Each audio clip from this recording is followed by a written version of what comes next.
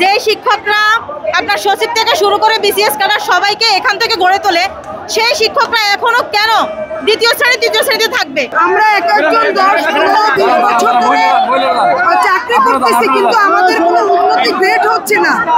আমরা কেন শিক্ষকরা তৃতীয় শ্রেণীর কর্মচারী থাকবো? আমাদের যে তিনটা দাবি আপনাদেরকে সকাল থেকে বলা হয়েছে, ওই তিনটা দাবি ছাড়া আমাদের অন্য কোনো দাবি নেই।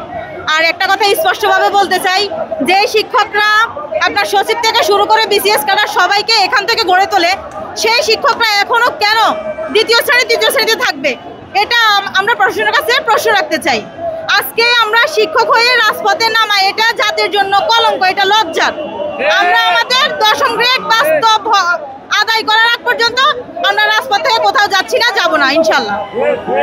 15 বছর উচ্চতর গ্রেড চাচ্ছি আর আমাদের শতভাগ পদোন্নতি। আমরা এক একজন 10-15 বছর ধরে চাকরি করতেছি, কিন্তু আমাদের কোনো উন্নতি গ্রেড হচ্ছে না। আমরা কেন শিক্ষকরা তৃতীয় শ্রেণীর কর্মচারী থাকবো?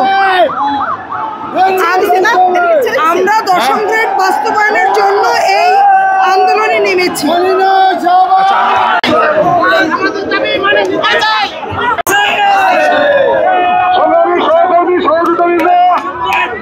আমি পুলিশ প্রশাসন ভাইদের দৃষ্টি আকর্ষণ করছি।